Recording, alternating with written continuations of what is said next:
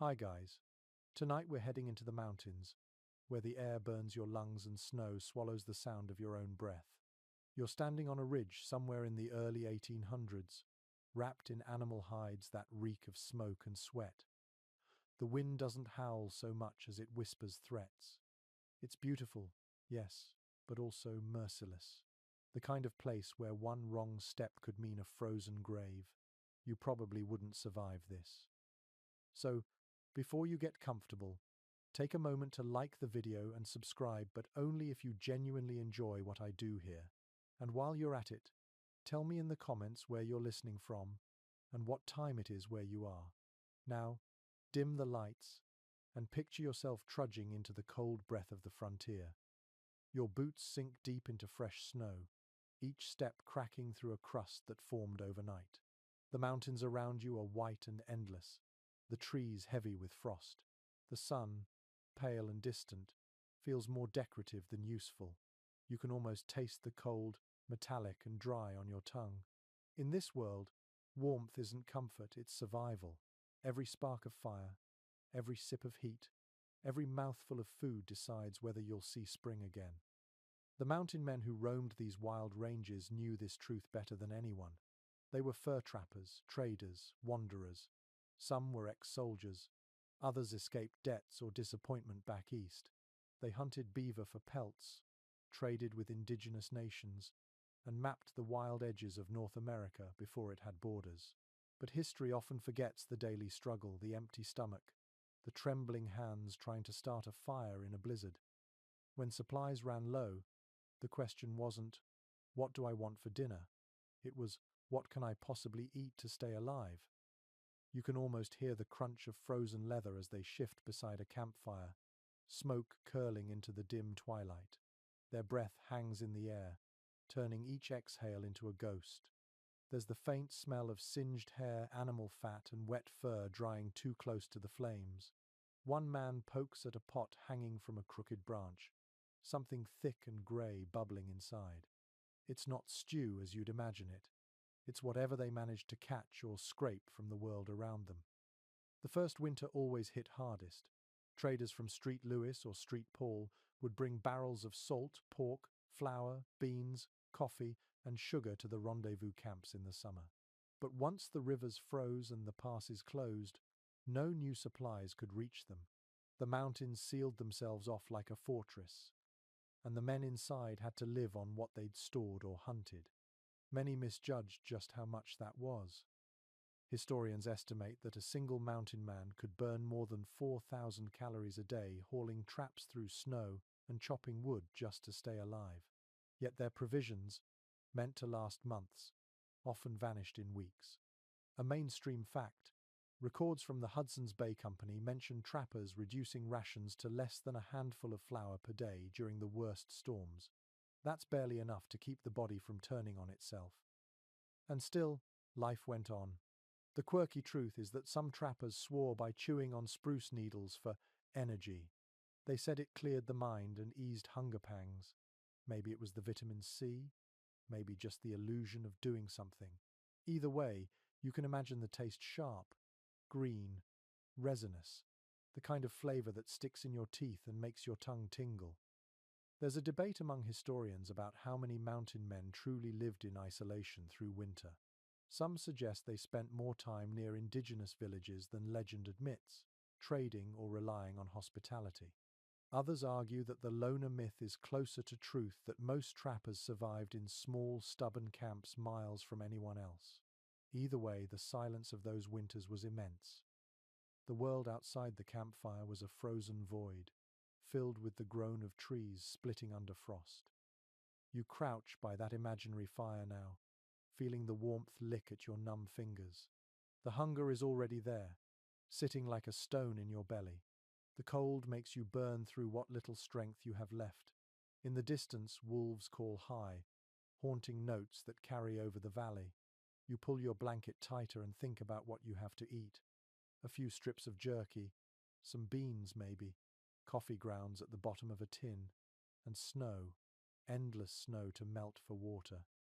The smell of smoke clings to everything. The fire spits as sap bubbles in the wood. Above you, Stars shimmer through gaps in the clouds, impossibly sharp in the cold air. There's a peace in it, strange as that sounds. Maybe that's what drew the mountain men here, not comfort, but a kind of quiet truth. Everything unnecessary burned away. Just you, the cold, and the question of what comes next. You start to doze, chin dropping toward your chest, lulled by the pop of the fire. Your stomach growls, dragging you back to wakefulness. Out there in history, someone like you is chewing on frozen meat or sipping hot broth made from bones cracked open for marrow. And you realize, as you picture their faces glowing in the firelight, that survival wasn't just about strength. It was about ingenuity, endurance, and the stubborn refusal to quit even when the world froze solid around you. Tomorrow, they'll break ice from the river to wash their hands, strap on snowshoes, and check traps that might hold the difference between life and starvation. But for now, they sit in that delicate moment between exhaustion and hope, warmed by a few embers and a faith that spring will come again. The first flakes fall soft, almost gentle, but you already know how quickly that changes. Within hours, the wind turns cruel, cutting sideways through the pines. You hunch your shoulders and pull your coat tighter, the fur stiff with frost. Each breath feels like swallowing needles. The trading post you left weeks ago is now buried under snowdrifts that reach the eaves. You remember how the shelves looked before you set out, stacked with sacks of flour, sugar, and beans. Now, in the middle of nowhere, those comforts feel like dreams fading behind a curtain of white. By December, the mountain passes are closed. The narrow trails that once led to civilization are gone under snow. You are alone with a few other men, your supplies running thin. The rations that once seemed endless have dwindled to crumbs. Flour, that soft powder of luxury, has become something you weigh by the pinch. Coffee grounds are reused, boiled again and again until the water turns pale grey and bitter. Even salt feels precious, scraped from the edges of old bags and sprinkled like gold dust. It is here, in this isolation, that you understand why trading posts were the heartbeat of survival. They were more than places to barter beaver pelts for supplies. They were a lifeline. When the rivers froze and the snow swallowed the paths, all trade stopped. And with that, the thin thread connecting you to the world snapped. The hunger begins to whisper louder. You sit near the fire with two companions. The air smells of smoke, leather, and something faintly rancid. A kettle hangs above the flames, the steam rising lazily. Inside, a handful of beans float in cloudy water. Someone stirs it with the handle of a knife, scraping the bottom for flavor. You can almost taste the desperation in the air. The mountain men called this the lean time, when even the toughest grew gaunt.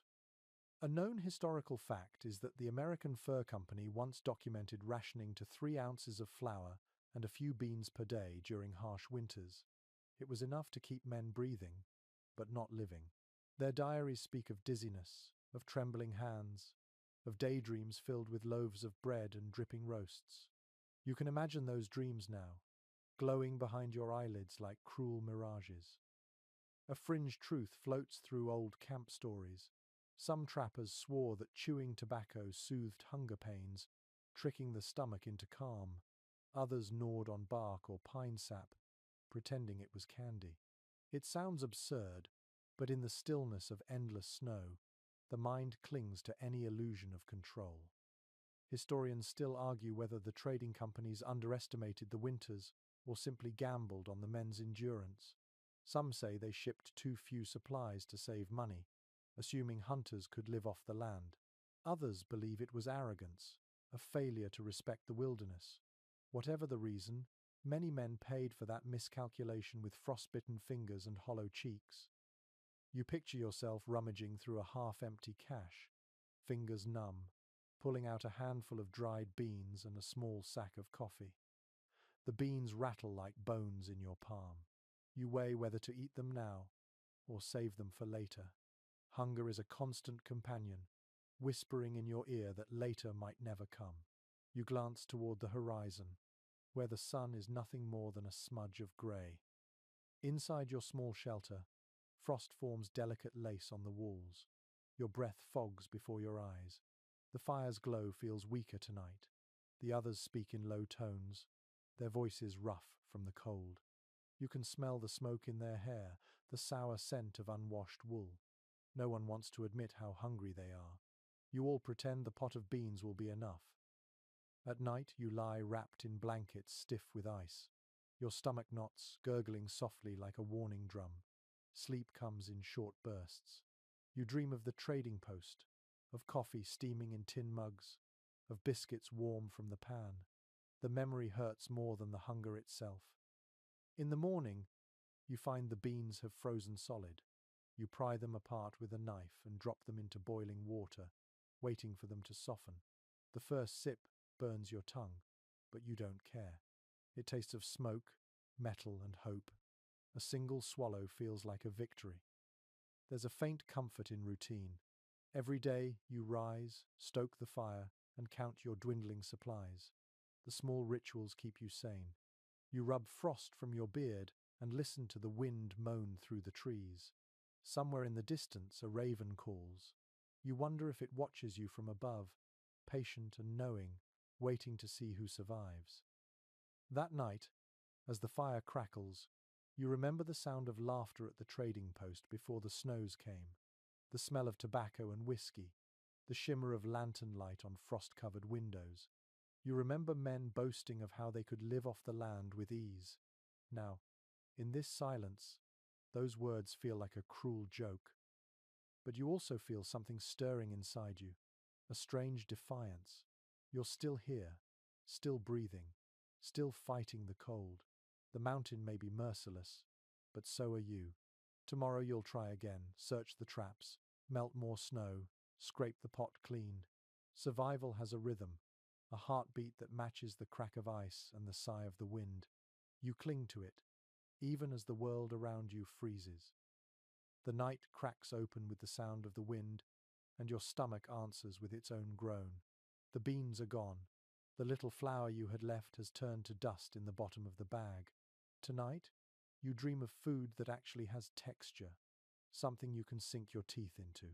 When morning comes, the camp smells faintly of smoke and wet fur, and you know what the day's work will be, making jerky, scraping dried meat into something that might last through the next storm. You walk down toward the frozen stream, breath puffing in small clouds. The meat hanging from your pack is stiff as wood, salted weeks ago and left near the fire to dry. Jerky is not comfort food. It is endurance made edible. You tear off a piece and chew until your jaw aches. It tastes like salt, smoke, and memories of warmth, but it keeps you alive. According to period journals, some trappers prepared their jerky from beaver tail, which they boiled first to loosen the skin, then dried in thin sheets over open flames. It wasn't pleasant, but it was reliable. The protein and fat stored in those strips meant survival. Even when frost gathered on the inside of their tents, men gnawed those leathery slices like animals guarding their last meal. An odd little note from the archives says that some of them kept pieces of jerky tucked inside their shirts, close to their skin, to soften it before chewing. Imagine that warmth mingling with the scent of smoke and sweat, transforming a hard, tasteless slab into something just chewable enough. It sounds crude, but when the snow presses in for weeks at a time, you'll do anything to make a meal feel human again. You sit by the fire, staring into the flames as the smoke curls upward. The light catches the edges of your face, the reflection of the past shimmering in orange and gold. You take another bite of jerky, each pull of your jaw reminding you how fragile comfort is. Someone mutters beside you about biscuits, about the memory of soft bread made from flour and salt. You remember them too, those thick discs known as hardtack. Hardtack was the universal traveller's bread, simple and nearly immortal. Made from flour, water, and sometimes salt, it was baked until it could shatter teeth. The good part was that it didn't spoil. The bad part was everything else. You soften it in whatever liquid you can spare, broth, water, even coffee if you're desperate. When you bite down, it crumbles into powder, sticking to your tongue. It's not delicious, but it fills the hollow. Some historians question if mountain men truly ate as much hardtack as army records suggest. After all, it was heavy to carry and nearly impossible to bake without an oven. Others think they made improvised versions, flour fried on hot stones or cooked on a skillet in bear grease. Whatever form it took, it symbolized survival more than satisfaction. The simple act of chewing meant you had something, and something was enough. You imagine the rhythm of camp life, waking to frozen boots, cutting meat into thin strips, tending a slow fire. The air smells of wood smoke and rendered fat. There's a peace to it, in its own way. Every action serves a purpose. Nothing is wasted. Not time, not energy, not even the scraps. The mountain doesn't allow waste. In the evenings, you and the others share silence more than stories. The only conversation is the hiss of burning logs and the crack of the jerky between your teeth. The stars shimmer above, and the world feels both infinite and claustrophobic. You chew slowly, not out of patience, but because your body demands it. Your jaw moves as though it remembers what feasts once felt like. You picture a man sitting 100 miles away, maybe by another fire, doing the same thing. Different mountain, same hunger. The thought comforts you. You're not alone in your misery. This land has always demanded the same price from everyone who dares to stay through winter. A few men keep their humor alive by naming their rations. One calls his last biscuit hope. Another roasts a scrap of meat and declares it Thanksgiving. The laughter that follows is thin but real. It's enough to keep the dark from swallowing you whole. Later that night, you rest your back against a log, the sky stretching endless above you. The cold seeps in from every side, but your belly is just full enough to make the world quiet again. The jerky sits heavy but comforting, and you understand why those early trappers called it meat that walks. It carried them through mountains, storms, and hunger, a simple thing that refused to die. The wind softens for a moment, brushing across your face like a whisper. You close your eyes and picture the smell of warm bread. It's a cruel trick, but it makes you smile. Tomorrow there will be more snow, more chewing, more quiet endurance. And somehow, that feels like enough. The fire crackles low, its light stretching shadows across the snow like ribbons of gold. You crouch beside it, holding a chunk of fat in your gloved hand. It feels slick and heavy, almost alive, a small treasure of energy in a world made of ice. Out here, fat is not waste. It is wealth. It is warmth. When food runs low, the men who know how to render animal fat hold the secret of survival itself. You cut the fat into pieces and drop them into an iron pot. They hiss and sputter as the heat takes hold, and soon the air fills with a deep, greasy smell. The snow outside glows faintly under the moon, and the scent of hot tallow cuts through the cold like music. You stir slowly, watching the fat melt into clear liquid. The smell clings to your clothes, your hair, even the inside of your nose. Records from the era reveal that trappers prized rendered fat as both food and utility. Once cooled, it hardened into white blocks that could be used as butter, as fuel for lamps, or even as makeshift candles. A spoonful of tallow could give more strength than a slice of dried meat.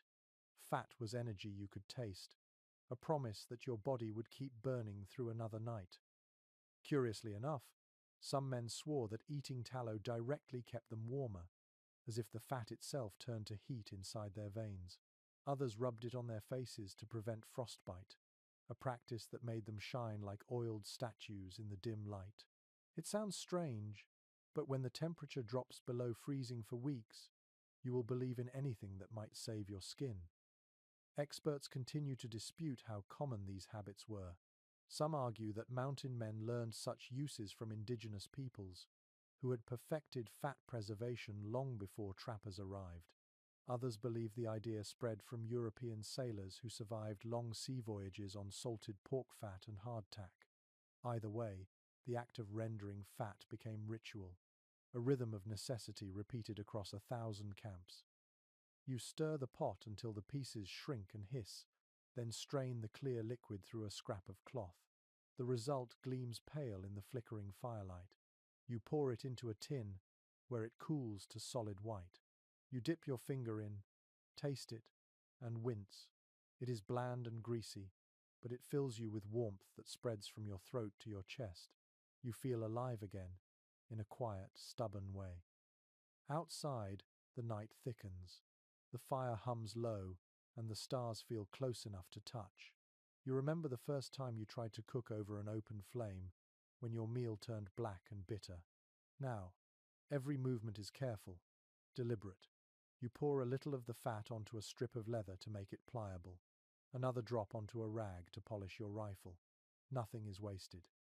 Somewhere behind you, a wolf howls, long and hollow. You glance toward the sound, your hand tightening on the knife at your belt.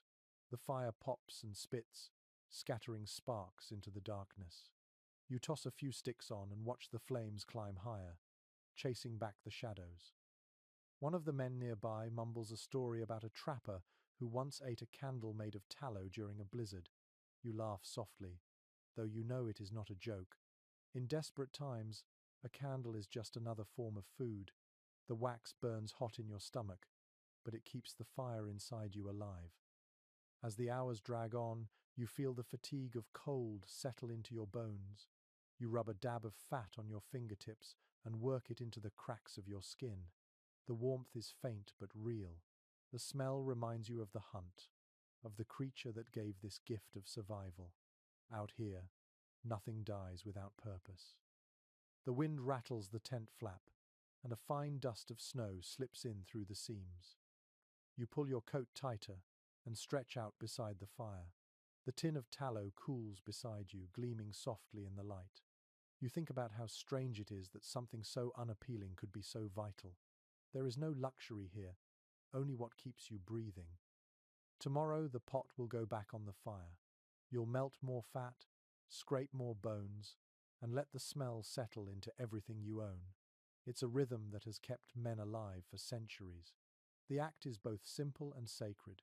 Heat, patience, and the will to endure. You close your eyes and listen to the soft hum of the flames, the whisper of wind, and the sound of your own breath steadying in the dark. Morning comes slowly, a dull grey light creeping through the tent walls. You wake to the sound of someone stirring a pot near the fire. The smell is heavy, oily, and strangely sweet. It is not coffee, not soup, not anything that resembles comfort. It is pemmican. You sit up, rubbing your eyes, and look at the mixture bubbling in the pot. Dried meat, crushed berries, and rendered fat blend together into something dense and unlovely. It is not a meal meant for pleasure. It is a tool for survival. The texture is strange, the color darker than earth, and the smell clings to your clothes. You dip a finger in and taste it. It is rich, smoky, faintly sweet, and undeniably alive. Historical logs make it clear that pemmican was the lifeblood of winter expeditions. It came from the ingenuity of the indigenous peoples of the plains, who learned to preserve energy in its most efficient form. Trappers quickly adopted it because it lasted for months, even through freezing temperatures. A single pound could fuel a man through an entire day of hunting or trapping. It was the original survival food, long before anyone thought to call it that. A lesser-known custom among trappers was to make different batches for different moods. Some mixed choke cherries for a tart edge, others used buffalo fat to add weight. A few sprinkled in wild onions or even pepper, when they had it, to remind themselves that food could still taste like something. It was not just fuel, it was a fragile link to memory, a reminder that eating could still mean feeling human. Opinions differ among historians regarding how closely mountain men followed indigenous recipes. Some researchers claim the trappers never learned the exact balance of ingredients, making their versions more crude and prone to spoilage. Others insist they mastered the method, creating something nearly identical to the original. What is certain is that pemmican became as essential as a rifle or a blanket. Without it, many would not have survived the season. You sit with your tin of pemmican beside the fire. The others do the same, cutting small squares and eating slowly. It does not look like much, but the warmth that spreads through your body after a few bites feels miraculous. The fat melts on your tongue, leaving a waxy coating. The berries cut through the heaviness, adding a burst of sour that wakes you from the fog of cold. Outside, the snow drifts lazily down, thick as feathers. The silence of it feels almost holy. You chew slowly, your jaw tired but steady. Around you, the forest holds its breath. Every sound feels magnified, the crunch of snow under boots, the soft murmur of the fire, the quiet sigh of the wind against canvas. The world has shrunk to a circle of warmth and light, and this strange mixture of fat and fruit holds it all together. Someone jokes that pemmican is the mountain man's miracle, a food that can outlast its maker. You laugh, because it is true. You could pack it in a leather pouch, forget it for months, and find it unchanged. Even in the damp chill, it stays solid, waiting for the moment when hunger strikes. As the day stretches on, you take turns melting snow for water, sharpening knives, and mending torn gear. The rhythm feels steady now, almost calm. There is comfort in having something to eat, even if it is just this heavy, sticky block of nourishment. You lick your fingers and taste the salt and smoke again. The flavor lingers long after the last bite. In the evening, the camp grows quiet. The fire burns low, and the men lean back against their packs, tired but content. You pull the blanket closer around your shoulders and look up at the stars. They shimmer through the cold air, distant and untouchable. Somewhere beyond them lies a world where meals come hot and easy. But tonight, this is enough. Your stomach feels full for the first time in days. The air smells faintly of smoke and berries. The firelight paints everything gold and amber, and for a fleeting moment, the mountain seems almost kind.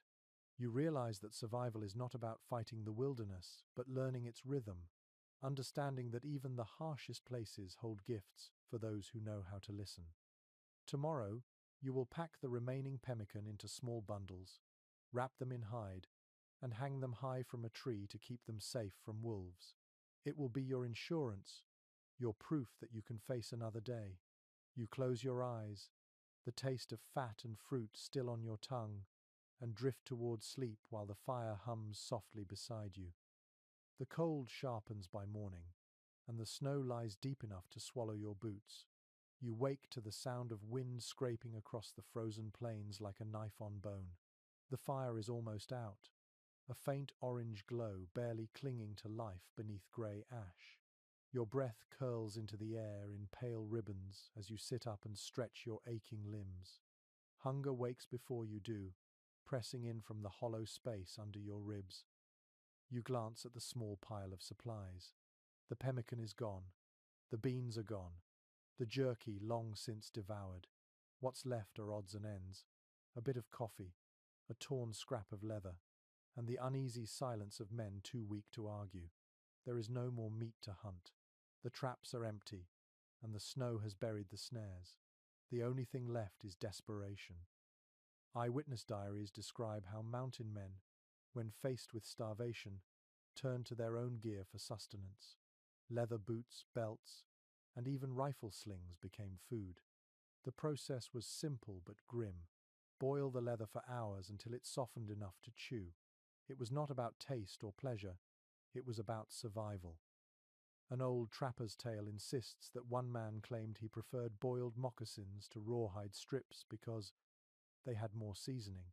You can almost imagine the grim laughter around that fire, the smell of wet leather and smoke, the sight of men tearing at what was once their clothing. It is a vision that tests the limits of endurance. Researchers remain divided on how often this truly happened. Some say it was a rarity, a myth exaggerated by later storytellers. Others point to repeated references in journals, letters, and military records as proof that it was common enough to be remembered.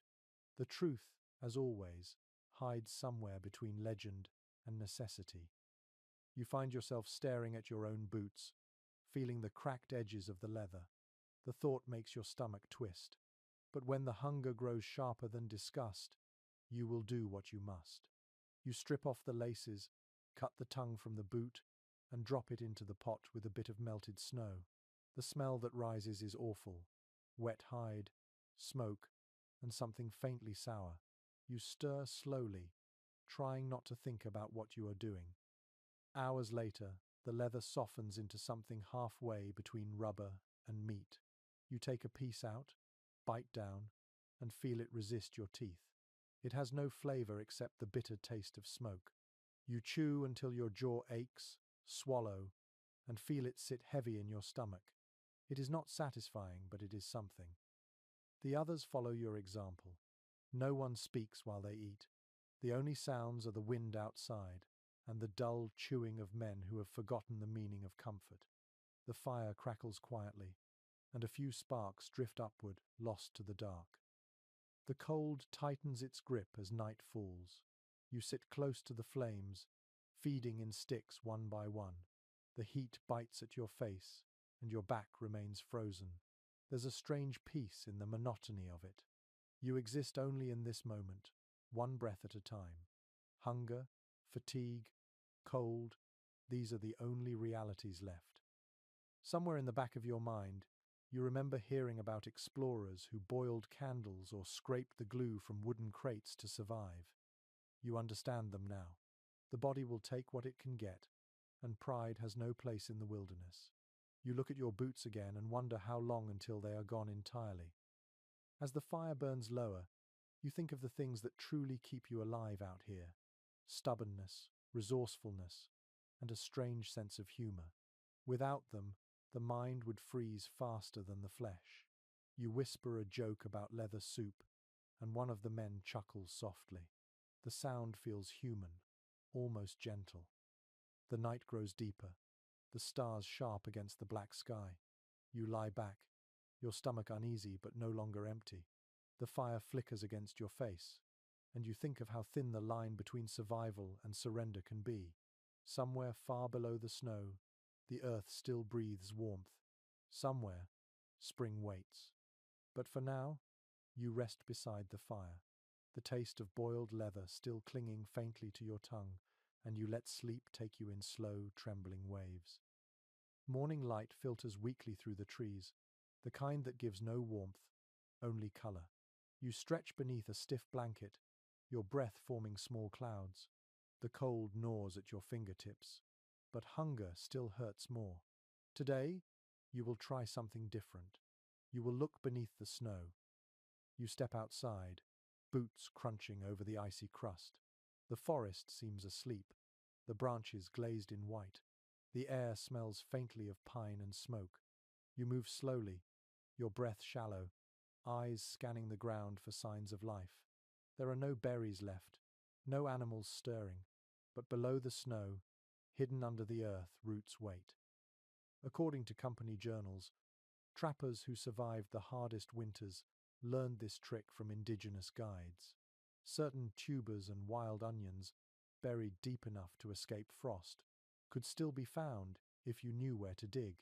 They called them prairie turnips or biscuit roots, small knobby things with a sweet earthy taste when roasted. To find one was a blessing. A peculiar trick some swore by involved watching for old animal trails. The snow there packed thinner, and digging took less effort. Others poked the ground with the tips of their rifles, listening for the soft give of buried life. It sounds absurd, but when your belly aches and your fingers tremble, you learn to listen for what the earth hides. There's ongoing debate about whether most trappers could truly identify edible roots safely. Some records suggest many died from eating the wrong kind: poison hemlock mistaken for wild carrot, water hemlock for parsnip. Others claim that with practice, even the most rugged loner learned enough to survive by instinct. Whatever the truth, the act of digging for roots became a silent ritual of hope. You kneel in the snow, scraping with a dull knife until the ground shows through. The frozen soil gives reluctantly, breaking apart in clumps. After an hour of searching, you find a small tuber the size of your thumb. It smells faintly sweet, like damp wood. You brush it off and hold it to the light. It feels fragile, precious. You bite into it raw, grimacing at the bitterness. Then hold it near the fire until it softens. The taste improves slightly, still sharp, but edible. As you eat, your stomach clenches with both relief and protest. It's not much, but it's real food. You close your eyes and let the warmth of the fire mingle with the scent of earth and pine. For a moment, you could almost believe you've found something sacred in the soil. Later, you and the others move quietly, searching along the riverbank. The snow muffles every sound. The world feels fragile, suspended between silence and survival. You notice small clues, a tuft of grass, a dry stem poking through the snow. You dig again and again, gathering handfuls of small, pale roots. Each one feels like a victory. By evening, you have enough to roast. You skewer them on sticks and hold them over the flames. The roots blister and darken, releasing a faintly sweet aroma. You chew slowly, feeling the fibers break apart in your mouth. It isn't filling, but it soothes the sharp edge of hunger. The others eat in silence, their faces lit orange by the fire. Some of the roots taste sour, others almost floral. You wonder how many generations of people learned this knowledge through trial and error. The thought humbles you. The mountain does not forgive mistakes, but it rewards patience. Night settles again, heavy and still. You sit near the fire, hands extended toward the warmth. The taste of earth lingers on your tongue. You think of the unseen life beneath the frozen surface, how it endures through darkness, waiting for spring. There is comfort in that idea. You realize that survival here isn't about defying the mountain, it's about listening to it. The fire crackles softly. Snow falls through the branches above, silent and steady. You close your eyes, full enough to rest, warmed by the smallest meal and the quiet truth that you are still alive. The wind quiets overnight, and by morning the air feels thick with cold. The sky glows a muted silver, the kind that promises more snow. You walk toward the river, boots creaking on the frozen surface. Beneath the layer of ice, the faint sound of moving water hums like a heartbeat. Hunger has returned, deep and steady. You have eaten roots and scraps, and your body aches for something richer, something alive. Today, you will try for fish. You kneel beside the riverbank, brush away the powdery snow, and tap the ice with the butt of your knife. The sound rings sharp and clean. It will take hours to break through, but you do not care. The thought of fresh meat, something that might flake under your fingers, fills you with quiet determination. You start hacking at the ice, each strike echoing through the still forest. According to period journals, winter fishing was often the difference between life and death. Mountain men used whatever tools they had, hunting knives, chisels, or even musket barrels to cut holes in the frozen rivers. Once through, they lowered bone hooks or bent pins tied to sinew, baited with scraps of meat or bits of cloth. Patience mattered more than luck. An odd little note from a trader's log says that some men swore by using bright beads or buttons to lure fish beneath the ice. They believed the glint reminded trout of insects trapped in the current. Whether superstition or wisdom, no one could deny that a single fish meant a night of warmth and strength. Some modern researchers doubt how much fishing really occurred during the worst months. They argue that freezing temperatures made it nearly impossible to stay long enough beside open water without frostbite. Others believe it was common practice, citing repeated mentions in journals of frozen hands and faces earned while waiting for the line to move. Either way, the image endures. A man crouched over an ice hole, alone with his hope. You chip away at the last bit of ice, and suddenly the surface gives. Cold water seeps upward, black and clear. You lean closer, feeling the bite of air against your cheeks. The hole steams faintly where it meets the warmth of your breath. You lower a line, a crude hook tied to a strip of leather. The current tugs gently. You wait. Minutes blur into hours. The sound of cracking ice becomes a rhythm, a kind of meditation. Around you, the forest remains silent except for the occasional snap of a branch under snow. Your thoughts drift to home, to warmth, to the smell of real food. Then you feel it. A faint pull. You freeze, breath caught in your throat. The line twitches again. You jerk your hand upward and feel resistance. The line trembles, and water splashes up cold against your wrist. You pull harder, and the shape breaks through the surface a trout, silver and blue, its body twisting in the light. You laugh out loud, the sound startling in the stillness. For the first time in days, you hold life in your hands. You clean the fish quickly with a knife, your fingers numb but steady. The flesh glistens, pale pink against the snow. You lay it across a stick near the fire, watching the skin blister and curl. The smell rises instantly rich, smoky, almost sweet. You can taste it before you even touch it. When you finally take a bite, the warmth floods your body. The texture is soft, the flavor delicate and wild. You chew slowly, savoring every moment. Around you, the others smile faintly, eyes half closed as they eat their share. No one speaks. There is reverence in this meal. The fire hisses as melted snow drips into it. The scent of fish and wood smoke lingers long after the bones are picked clean. You lean back against a log, full for the first time in what feels like forever. The warmth of the food seeps deep, loosening the tightness in your chest.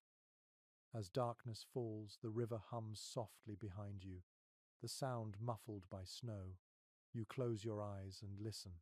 That steady flow beneath the ice reminds you that even in the hardest winter, life continues somewhere unseen. It moves patiently, waiting to be found by those willing to look. The stars emerge, sharp and cold. The campfire burns low, its last sparks drifting into the night. You pull your blanket tighter and let the rhythm of the river lull you towards sleep. The taste of trout still faint on your tongue, the promise of survival whispering through the wind. The forest wakes in silence, wrapped in fog so thick you can barely see the treetops. The cold has softened, just enough to make the snow heavy under your boots. You rise stiffly from your bedroll, stretch your frozen limbs, and feel that familiar hunger stirring again. The fish from yesterday is long gone, and the warmth it brought has faded into memory. You know what must come next. It is time to hunt what you cannot see. You move slowly through the woods, eyes sharp for any sign of movement.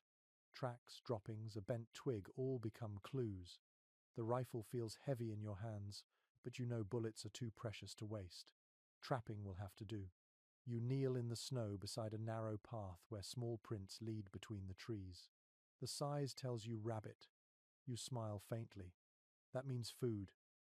According to field accounts left by old trappers, snares were their lifeline during winter. With a bit of wire, rawhide, or sinew, they set loops along well-traveled trails. A single catch could mean a day's worth of nourishment, fur for warmth, and bones for tools. They often carried dozens of snares, checking them each morning like farmers tending crops. A peculiar detail buried in one diary mentions a trapper who swore by rubbing his traps with pine needles to disguise his scent. He believed animals could smell human fear as easily as smoke. Whether true or not, you find yourself doing the same, running the cold green needles between your palms until the sharp scent fills the air. Some historians question if mountain men truly depended so heavily on trapping. A few argue that most of their food came from hunting larger game when possible, while traps were only a desperate measure. Others insist the opposite, pointing to endless references to snares in journals and supply lists. The truth may lie in between traps, provided hope on days when rifles stayed silent. You kneel again, set the loop, and sprinkle snow lightly over it. The action feels almost tender, as though you are laying a prayer in the earth. You move quietly through the woods, setting another, then another, until your hands ache from the cold. Each one becomes a small promise. The day drags on in dull grey light. You return to camp, fingers raw, and sit by the fire to thaw them. The others are busy repairing gear, tightening straps, boiling the last of the coffee grounds. The smell is bitter but comforting. You stare into the flames and wonder what the traps will hold by morning. When dawn comes again, you walk back through the forest. The air is crisp and silent. Frost hangs like glitter in the branches. As you near the first snare, your breath catches. The snow is disturbed, the loop pulled tight. A small shape lies still beside it. You kneel and touch the fur, soft, white, perfect. A snowshoe hare. You whisper a quiet thank you before freeing the body. The meat is lean but clean, the kind that burns hot and fast in the belly. You carry it back to camp, pride and relief washing through you with every step. The others greet you with tired smiles. Together you skin the rabbit, careful to save every piece. The hide will line your gloves, the bones will flavor broth, the meat will feed you all. As it cooks, the smell fills the clearing, rich and wild. The fat crackles in the pot, and for a moment you forget the cold. You eat slowly, savoring each bite. It is not abundance, but it is life. That night, the forest feels less hostile. You sit by the fire, full enough to relax, and listen to the wind slide through the trees. The stars glimmer faintly above, soft points of light behind drifting clouds. You close your eyes and think of the traps you set, still waiting in the woods, silent and patient like the mountain itself. Somewhere in that darkness, another loop tightens. Another life is caught. You will find it in the morning, and the rhythm will continue. In this place, survival is not a single victory. It is a pattern of small mercies, repeated until spring. You lie back beside the fire, your hands still smelling faintly of pine and fir. The warmth of food settles deep in your belly, and exhaustion drapes over you like a second blanket. You listen to the forest breathe, to the faint rustle of snow sliding from branches, and you let the sound carry you gently toward sleep. The morning fog clings to the trees, thick enough to hide the rising sun. You wake to the soft hiss of the fire and the faint smell of smoke that never really leaves your clothes. It's a smell you know now as comfort, as home. You stretch slowly, feeling the weight of another day ahead. The rabbit meat from yesterday is gone, leaving behind only bones, a few strips of sinew, and the lingering taste of salt. You will make those remnants count. You stir the ashes and feed in a few twigs. The flames catch, low and steady. The smoke curls upward, tracing lazy lines in the cold air. You toss a handful of bones into a pot of melting snow and let it simmer. The sound of boiling water feels almost like company. You add a pinch of salt, a scrap of dried root, and wait.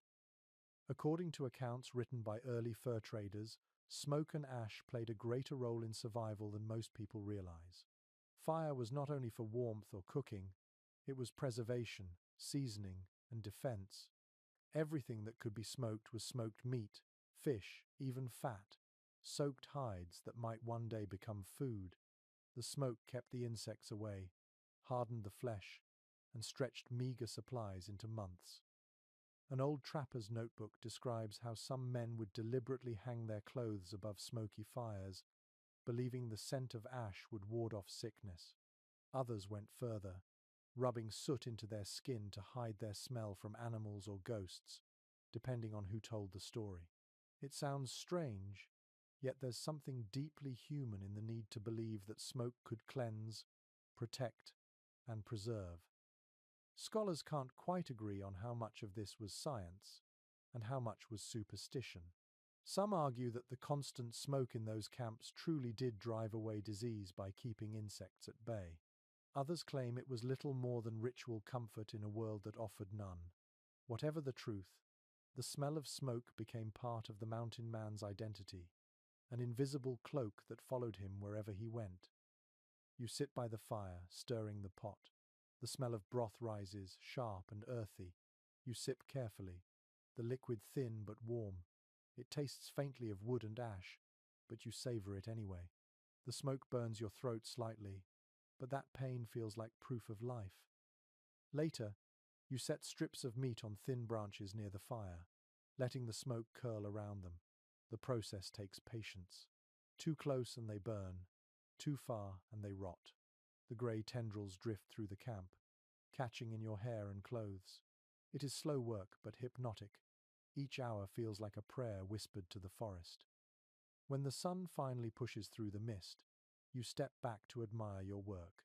The meat has darkened, edges curling and glistening faintly. The smell is intoxicating, rich, smoky, primal. You take a small piece, chew, and close your eyes. It is tough, salty, and perfect. The flavor brings warmth to your chest, a memory of something alive now turned into endurance. That night, the fire burns brighter. The others gather closer, their faces soft with light. One man tells a story about a trapper who claimed he could tell how long someone had lived in the mountains just by how they smelled of smoke. The group laughs, and for a moment, the world feels almost civilized. The laughter fades into quiet conversation, and then into silence. You stare into the fire and watch the embers pulse like tiny hearts. The air tastes of ash. Your fingers are stained grey, your beard flecked with soot. You realize that the smoke has become part of you, seeping into your skin, into your memories. It connects you to every man who ever sat by a fire in this wilderness, hungry and hopeful. As you lie back beneath the stars, the world feels smaller, gentler. The fire hums softly, and your breath mingles with the rising smoke. You can almost believe that the smoke carries your thoughts upward, blending them with the endless night. The scent of ash and char still clings to your hands as your eyes drift closed, and you find a strange peace in knowing that this smell, this taste, this heat will outlast you. The wind shifts in the night, carrying with it a new scent, wood smoke mingled with something foreign and comforting. You wake before dawn, wrapped in your blanket, and notice faint flickers of light deeper in the forest. Another camp. The thought startles you. For weeks you've seen no one but your own small group, yet now the mountains whisper that you are not alone. You follow the glow carefully, boots crunching over the crusted snow. The fire ahead burns clean and bright, surrounded by figures moving slowly in the pale morning light. They are indigenous hunters, wrapped in furs, their faces calm and unreadable. You pause at the edge of the clearing until one of them nods in silent invitation. You step forward. The air smells richer here, heavy with meat, herbs, and wood resin. According to journals of fur traders from the 1822, many mountain men survived harsh winters only because of the generosity and skill of indigenous communities. These people understood the land in ways the newcomers could not.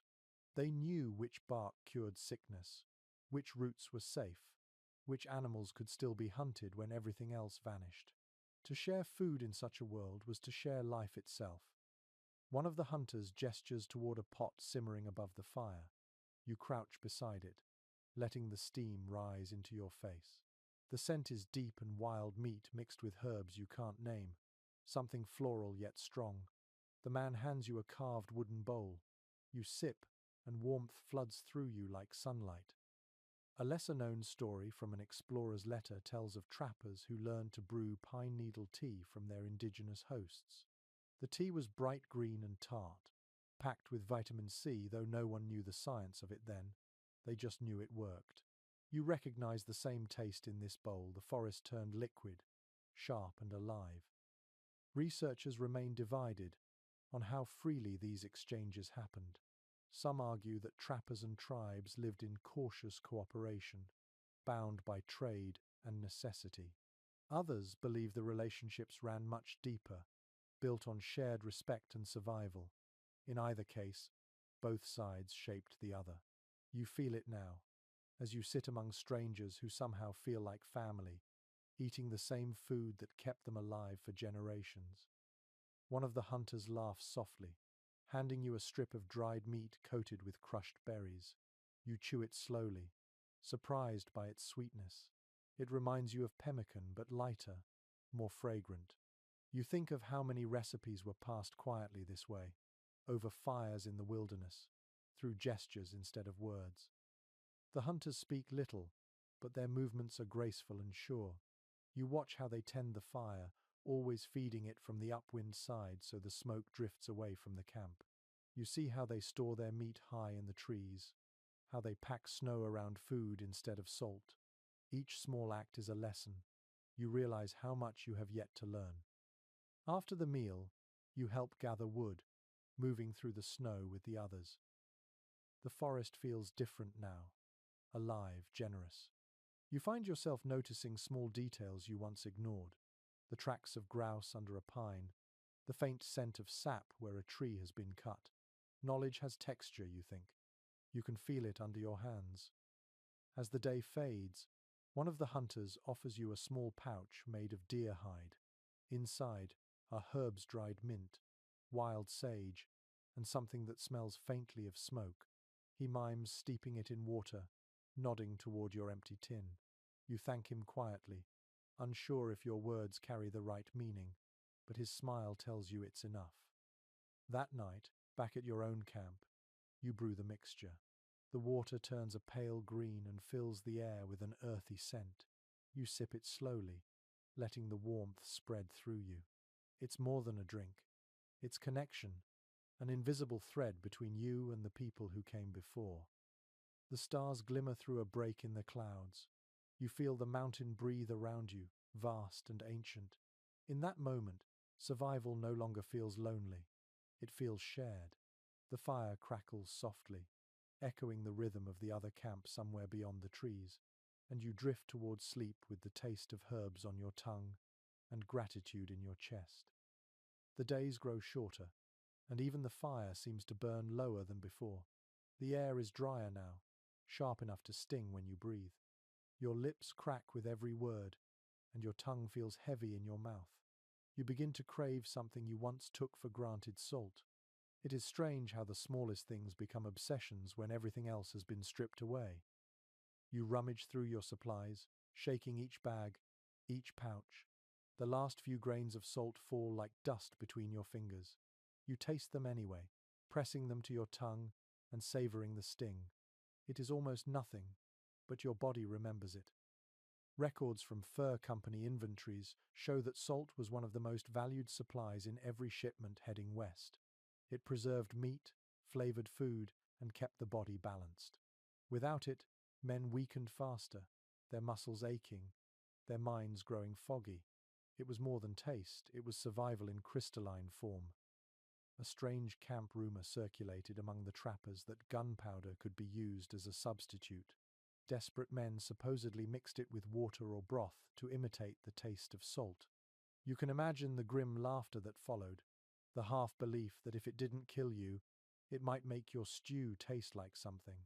Some even scraped the ash from burned wood, hoping to find the minerals that their bodies craved. Academic circles still wrestle with the idea that such practices were common. Some researchers dismiss the stories as exaggerations, while others believe the physical effects of salt deprivation were too serious to ignore. They argue that these strange methods, no matter how dangerous, were acts of sheer necessity.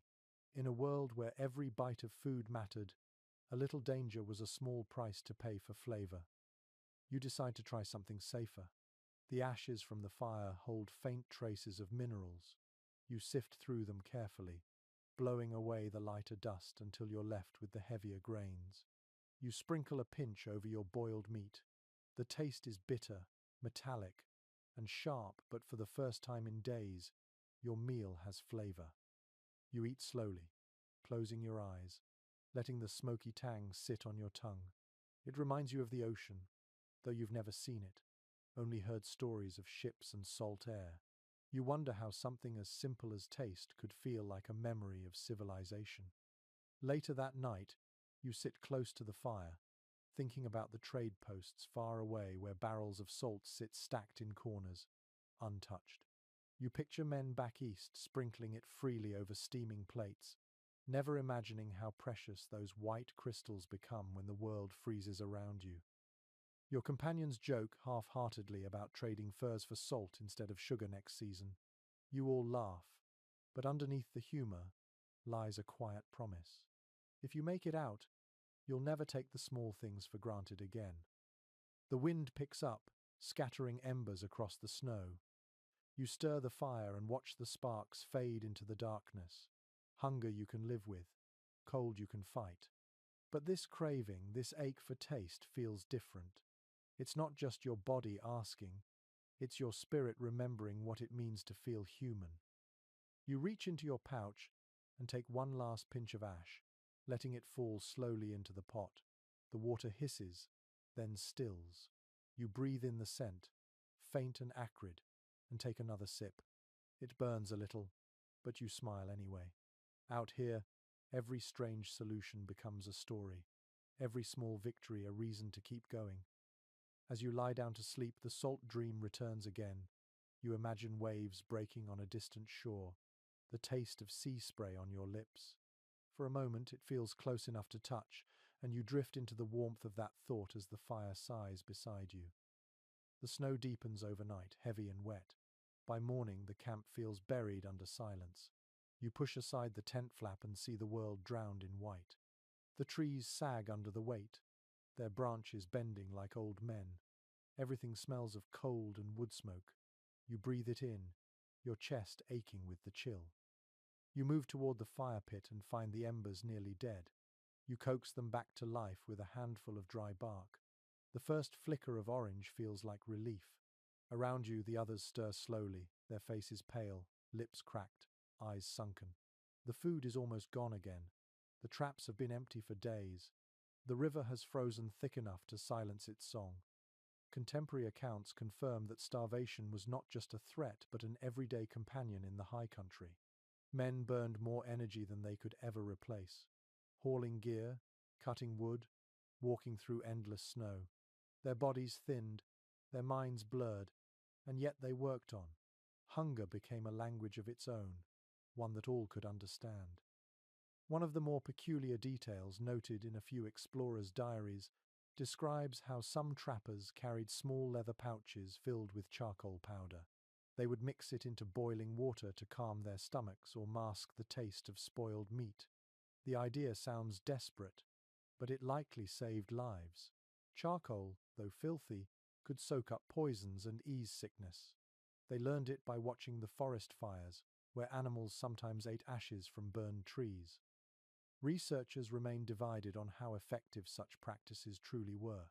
Some medical historians claim the charcoal acted as a crude medicine. Others argue it was superstition born of despair. Either way, the gesture of stirring black powder into boiling water feels like defiance against the cold indifference of nature. You sit by the fire, boiling a pot of bone broth, the liquid cloudy and thin. The smell is faint but comforting. The bones click softly as they roll in the bubbling water. You scrape the sides of the pot and sip carefully, tasting saltless warmth and a hint of smoke.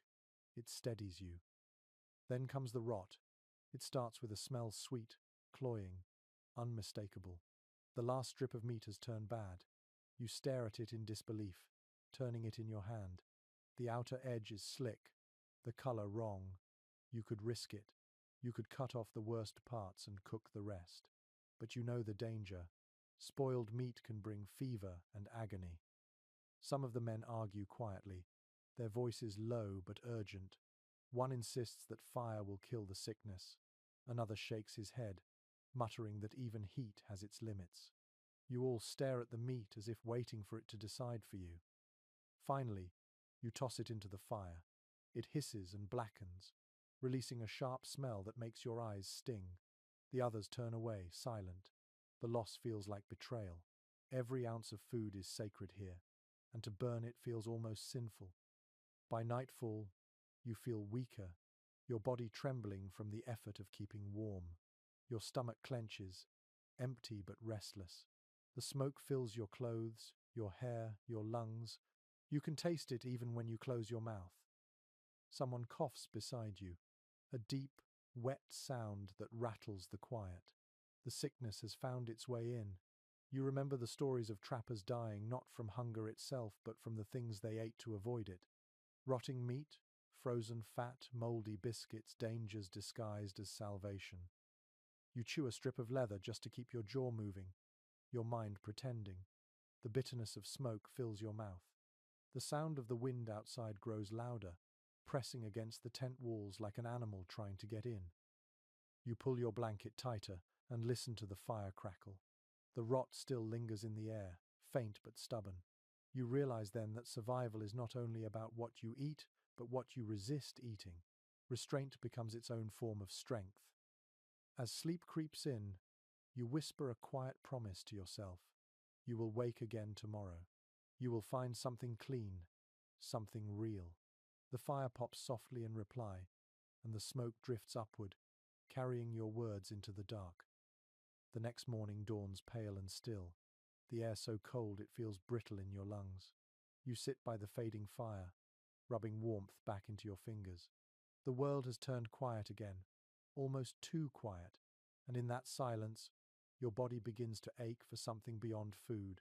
It wants flavor, warmth, and life. You think of tea, not the kind poured from porcelain cups in a city parlor, but the rough, wild kind made from what the mountain offers. You remember what the indigenous hunters taught you: bark from the pine, needles from the spruce. Even the inner layer of willow could be turned into a drink that wakes the blood. You step out into the snow, knife in hand, searching for the right tree. The forest greets you with silence, but soon you find a stand of tall pines. The air around them smells sharp and green. You scrape a few handfuls of needles, brushing away the frost, and carry them back to camp. Surviving company notes indicate that pine tea became a staple for trappers during long winters when fresh food vanished. It contained what their bodies lacked, though they did not know the science. They only knew that it made them feel stronger, that the dizziness and bleeding gums eased after a few days of drinking it. The brew was their invisible medicine, hidden in plain sight. A curious account in a missionary's letter describes how one group of hunters mixed pine needles with dried berries and snow, calling it their forest wine. The taste was said to be both bitter and sweet, a flavor that settled the nerves and warmed the chest. You imagine the strange satisfaction of it, the relief that something so simple could feel like comfort. Some historians question whether mountain men truly relied on such teas or if later writers romanticized the practice. Others point to consistent mentions in field diaries, suggesting that these rough herbal brews were not only real, but essential. In a landscape stripped of color and warmth, even a cup of green water could become a miracle. You drop the needles into boiling water and watch the steam curl upward. The scent of pine fills the air, sharp yet soothing. You sip carefully. The taste is resinous, almost citrus, with a faint sweetness that lingers on your tongue. It is not pleasant exactly, but it feels alive. You can almost feel the drink waking your limbs, pushing warmth into your fingertips. You share the pot with the others. They drink slowly, eyes half closed, faces softening as the heat spreads through them. For a few moments, the camp feels human again. The sound of the wind fades, replaced by the quiet clinking of tin cups.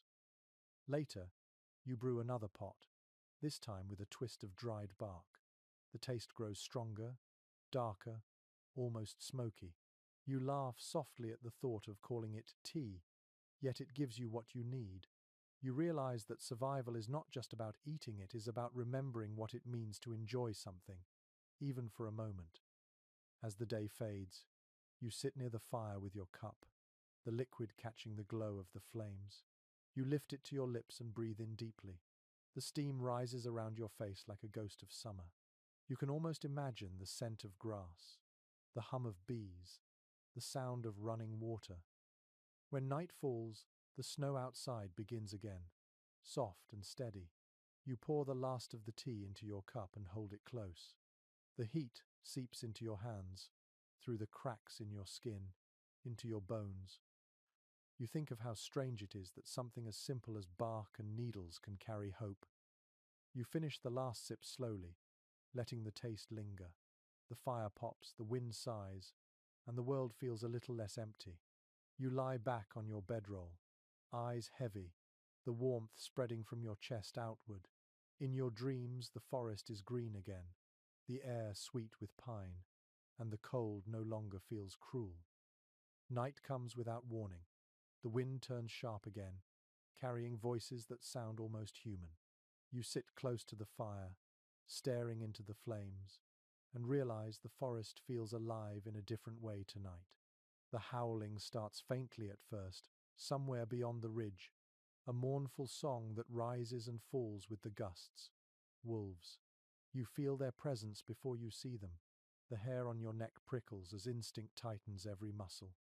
The others hear it too. One man looks up from his cup, eyes wide. Another reaches quietly for his rifle. You all know that sound. It is not a single call, but many, blending together in strange harmony. They are hungry, just like you. According to the notes of explorer Osborne Russell, wolves shadowed the camps of mountain men for weeks at a time, drawn by the smell of smoke, hides, and scraps of meat. The animals were both threat and scavenger, ghostly companions of the wild. Sometimes, the trappers shot them for their pelts. Other times, they let them feed on the remains of a kill, unwilling to waste powder. Folklore from that winter whispers of trappers who claimed that wolves would follow them like spirits, watching from the tree line. Some said the animals were messengers of the mountain itself, keeping balance by taking what men left behind. Others believed that if a man ever ate the same meal as a wolf, his soul would grow restless forever. Out here, stories like that cling to you the way smoke does. Some modern researchers doubt how much danger wolves actually pose to humans in these times. They argue the creatures were wary, avoiding direct contact except when desperate. Yet others insist that in the heart of winter, hunger changes every rule. When the land offers nothing, even the cautious must take risks. The line between hunter and hunted grows thin. The howling grows closer now, echoing off the frozen ridges. You toss another branch into the fire, watching sparks climb toward the dark sky. The orange light stretches across the snow, and for a moment, you think you see movement at the edge of the trees, shapes slipping silently between the trunks. You grip your rifle tighter, though you know you will not shoot unless you must. The fire crackles, and you realize how small it is, how fragile the circle of warmth you have built. Beyond it, the world is endless and cold, and everything alive in it is starving. You understand then how easily desperation can turn into madness. The hunger in your stomach feels like something wild scratching to get out. You glance at the others. Their faces are pale, eyes hollow. Someone mutters a prayer under his breath. Another man whispers that the wolves are testing you, waiting for your fire to die. You try to laugh it off, but the sound catches in your throat. You remember reading about a winter where men vanished from their camps, their rifles left untouched, their tracks leading into the forest. Some said they followed the wolves, lured by madness or hunger. Others said the wolves dragged them away in silence. No one ever proved which was true. The howling shifts, spreading out around you like a ring. You can feel the sound in your chest, low and heavy. Your pulse quickens. For a moment, you imagine the wolves as mirrors, reflections of your own hunger and fear moving through the dark. Then, as quickly as it began, the sound fades. The wind stills. The forest exhales. You are left with only the crackle of fire and the rhythmic pounding of your heart. The others slowly relax, lowering their rifles, though no one speaks. You stare into the flames, the shapes dancing across the embers. Hunger has changed the way you see the world. The wolves out there are not just beasts, they are reminders. They live by the same law you do. Take what you can, when you can, and trust only the warmth of your own body. As you settle beside the fire, the silence feels heavier than the noise. You close your eyes and picture their eyes glowing beyond the tree line, patient and bright. Somewhere out there they are watching. Somewhere they are feasting. And in a strange way, you envy them. You roll onto your side, pull your blanket close, and whisper to the darkness that you'll see tomorrow. The wind sighs one last time through the trees, and the forest returns to stillness. Your body trembles, your stomach growls, and you drift into uneasy sleep, caught between man and beast, both waiting for dawn. Morning breaks with the faintest pink glow, painting the snow in soft light. The night's fear fades slowly, replaced by the same dull hunger that greets you every day. You stir the ashes of the fire and listen to the quiet crack of wood beneath your hands. The others move sluggishly, eyes hollow, bodies wrapped in smoke-stained blankets. The air feels thinner now, and the silence carries a kind of weight. You can feel the fatigue not just in your muscles but in your mind. Days and nights have blended into one long blur of cold and hunger. Sometimes you catch yourself talking aloud when no one is near, just to hear a voice. The others do it too. Around the fire, your small band of survivors keeps one another sane by telling stories. The words fill the spaces that food once did. Records from trappers' journals describe how storytelling became a necessity in the wilderness. Men traded tales the way they traded furs carefully, with pride, sometimes embellishing to make the cold feel smaller. Around dim fires they spoke of cities, of women, of feasts they barely remembered. It was not just entertainment, it was medicine for the soul. One of the strangest stories preserved in a fur trader's diary tells of a man who claimed he once baked bread from ground tree bark. He swore the taste was better than sorrow. No one believed him, but they listened anyway. The laughter that followed was not mockery but gratitude. A good story could fill a camp with warmth more lasting than any stew. There's ongoing debate among historians about whether such tales were rooted in truth or crafted purely for morale. Some argue that these men lived lives too harsh for invention, that every story had a seed of fact. Others suggest exaggeration was their only escape, a small rebellion against the cruelty of silence. Perhaps both are true. Out here, imagination is another kind of survival. You lean back on your elbows and listen as one of your companions begins a familiar story about a feast. He tells it slowly, savoring each word, describing roasted venison dripping with fat, biscuits soft as clouds, rivers of coffee steaming in tin cups. The way he speaks, you can almost taste it. Everyone else closes their eyes and drifts inside the vision. For a few moments, hunger becomes memory, and memory becomes comfort. When it's your turn to speak, you find yourself telling a story you didn't know you remembered. You talk about your first summer in the mountains, when the rivers ran high and full, when trout flashed silver under the sun. You describe the smell of wet grass and the sound of laughter at the trading post. The words come easily. They feel warm on your tongue. The others nod quietly, eyes reflecting the firelight. It doesn't matter if your story is true or not. What matters is that it moves, that it fills the space between breaths. You feel the ache in your stomach fade for a moment, replaced by something gentler. As the night deepens, the stories shift. Some are funny, others dark. There are tales of men who went mad from the cold, who claim to see figures walking beside them in snowstorms. One man says he once heard voices whispering from the trees, telling him where to find food. Another insists that the mountain itself speaks when the wind blows a certain way. No one argues. In this place, nothing feels impossible anymore. The fire burns low, glowing red at the base.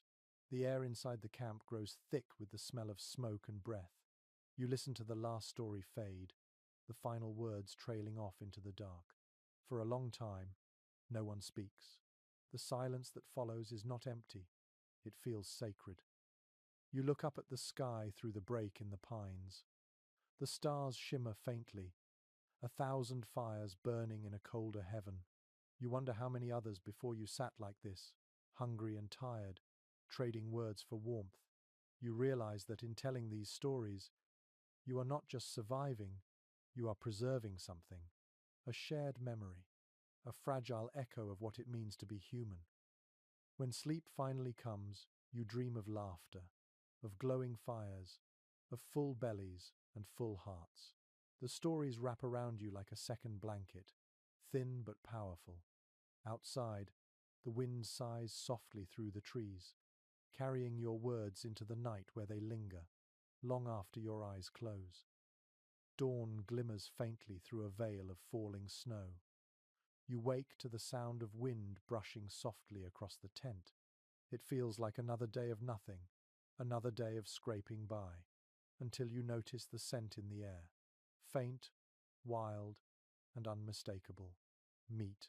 Someone shouts from beyond the trees, and you rise so quickly you almost stumble over your own boots. You follow the sound to the clearing where one of the men stands grinning through a frost-crusted beard. At his feet lies a deer, its breath still faint, its eyes glazed with shock. The sight steals yours. For a long moment, no one speaks. It is as if the entire world has stopped to honor this miracle.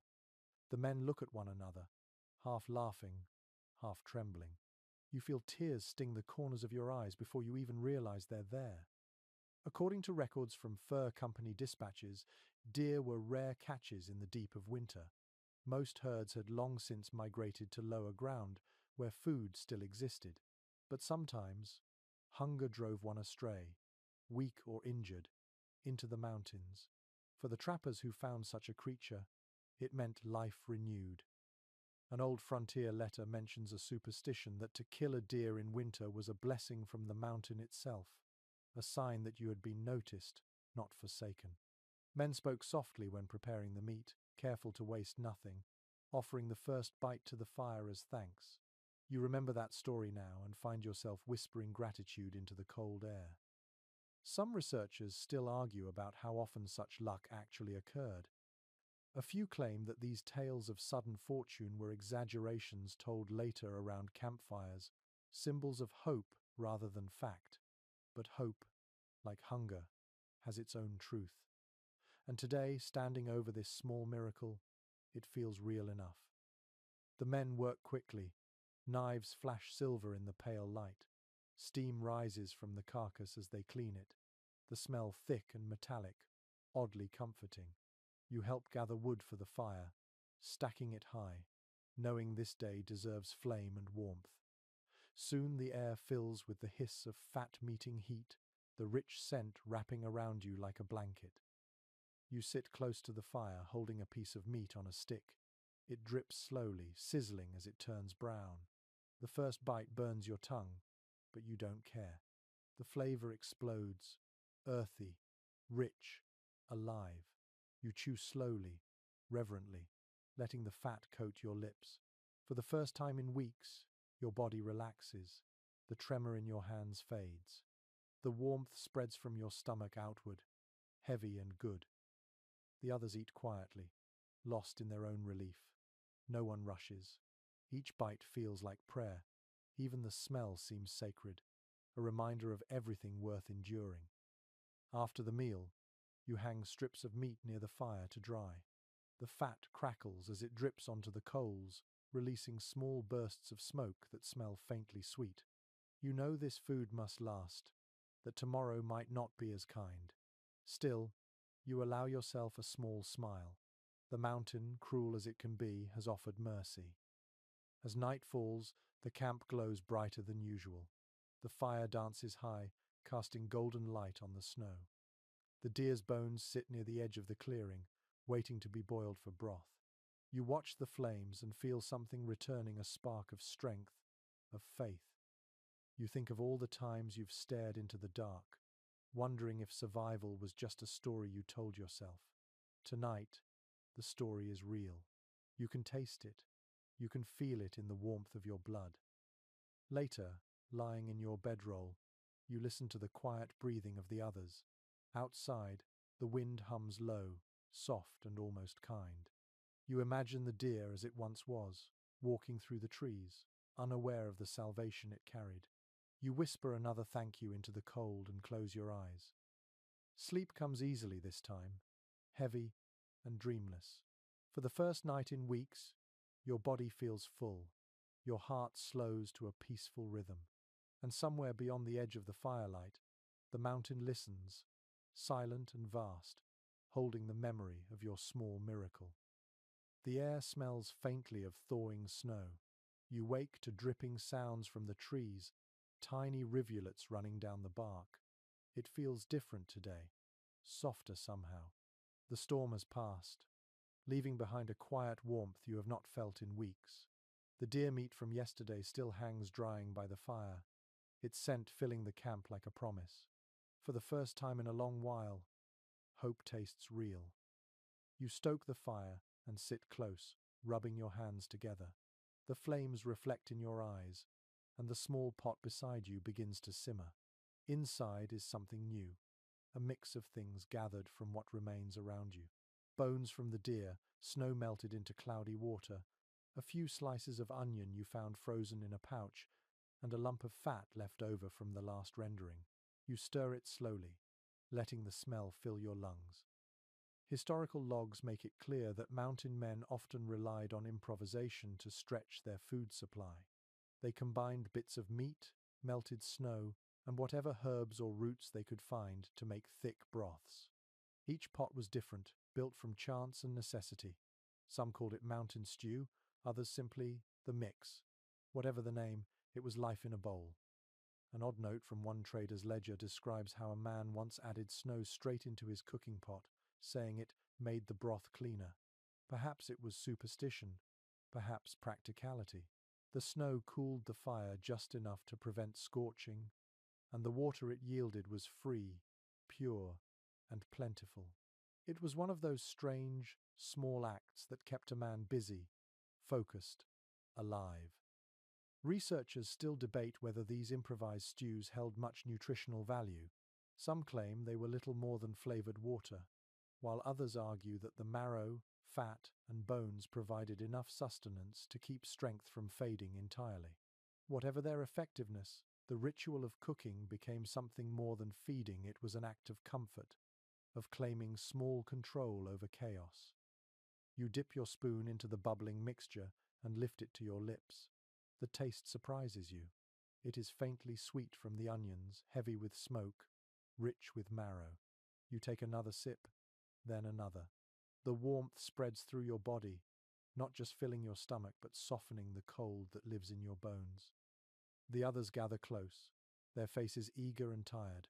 You pass the pot around, each man taking a careful sip before handing it on. They hum softly in approval, murmuring words you can barely hear. It feels almost like a ceremony, the firelight flickering against hollow cheeks, the sound of quiet satisfaction breaking the monotony of silence. Later, after everyone has eaten, you scrape the bottom of the pot and lick the spoon clean. Nothing is wasted here. Even the bones go back into the fire to crack and hiss, releasing a faint scent of smoke and life. As evening falls, you find yourself experimenting again. You chop more snow into the pot, drop in a sliver of dried root, and swirl it around. The result is thin but fragrant. You imagine yourself as a kind of alchemist, turning scarcity into warmth. The act of creating, even something small, feels powerful. The fire crackles softly, throwing golden light across the clearing. You lean back and listen to the snow melt from the branches above. Every drop sounds like a heartbeat. You realize that in this vast, indifferent wilderness, you have become part of its rhythm. You take what it gives, you endure what it takes away, and you keep going. The pot bubbles once more, a low, steady song. You ladle out another spoonful and taste the world inside it: earth, smoke, fat, and faint sweetness. It tastes like survival, simple and clean. You laugh quietly, the sound strange after so many days of silence. As darkness falls, you lie back near the fire, full enough to rest. The stars shimmer faintly above, hidden behind a thin veil of cloud. You close your eyes and think of how something so small, a pot, a handful of bones, a pinch of snow, can keep life moving forward. The stew simmers on, gentle and steady, as you drift into a sleep that feels softer than the night before. The snow falls again, though softer now, the flakes wide and slow like drifting feathers. You wake to the quiet sound of it against the canvas above your head. The fire has burned down to a faint glow, a few embers pulsing beneath a thin crust of ash. Your stomach twists before you even sit up. The last of the stew is gone, and the traps have been empty for days. Hunger is no longer a sharp pain, it's a dull ache that hums beneath your skin. You move stiffly, pulling on frozen boots and stepping outside. The cold hits you like a slap. The trees stand black and still against the white. Nothing moves. You try to remember the last time you saw a living animal. The silence answers for you. According to diaries kept by expedition leaders in the early 1800s, there were winters when men vanished into the snow, leaving behind empty tents and scattered gear. Some were found months later, frozen in strange positions, their camps still tidy, as if they had simply lain down to rest. Others were never found at all. In those stories, food always disappeared first, then reason. An old trapper's tale insists that a few camps went beyond the edge of desperation. The story was whispered quietly, never written until years later. It claimed that when supplies were gone, and no game could be found, the living fed on the dead. No one wanted to believe it, but the rumor spread, changing with every retelling. They called them the cannibal camps, though no one could prove they existed. Some historians question if such stories were anything more than ghost tales told to frighten newcomers. Others point to scattered evidence, bones found near abandoned camps, journals cut short mid-sentence, one line hinting at what the writer could not bear to name. Even now, scholars argue in circles. Was it survival or sin? Fact or myth? Maybe it was both. You think of the men who came before you, who faced the same storms, the same unrelenting hunger. Could they have done it? Could you? The thought chills you more than the wind. You want to believe there are limits you would never cross. But out here, the world erases limits one by one. You crouch beside the fire and feed it a few sticks. The flames rise slowly, licking the air. The warmth soothes your hands but does nothing for your stomach. You glance toward the others, sleeping under their blankets. Their faces are gaunt, their breath shallow. You can count ribs even through the layers of wool.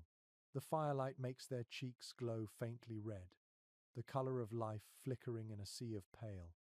For a moment, you remember a story one of them told weeks ago about his mother's stew, a thick broth with potatoes and onions, ladled steaming from a black pot. The memory comes so vividly that your body reacts before your mind catches up, saliva gathering in your mouth. It feels almost cruel, this ghost of flavor. You shake your head and focus on the fire, trying to chase away the thought. The smell of smoke fills your nose, grounding you. The snow outside glows faintly under the moonlight. You whisper to yourself, words you can barely hear. Tomorrow, there will be food.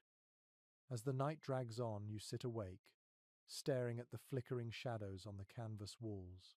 Every creak of the wind sounds like a voice. You close your eyes and see faces, men from your party, laughing around the first fires months ago. Their laughter echoes faintly, and you wonder if hunger steals more than strength, if it eats the mind before the body. When morning finally arrives, grey and cold, you are still awake. The others rise slowly, moving like ghosts. You say nothing, and neither do they. The fire hisses softly, the snow outside falling thicker now. There is no talk of the stories, no mention of the darkness whispered in the old diaries. But you can feel it in the air, the knowledge of what hunger can turn a man into, the fragile line that separates need from nightmare. You gather wood and feed the fire again, watching the flames spread through the kindling. The heat steadies you. You tell yourself that as long as you can keep this flame alive, you will not cross that line. You will wait for spring, for thaw, for mercy. You will endure. As the snow buries the world once more, you sit beside the fire and close your eyes. You can almost hear the river beneath the ice, still moving somewhere far below, unseen but alive. You cling to that sound, that small proof that life continues, and let it carry you through the darkness.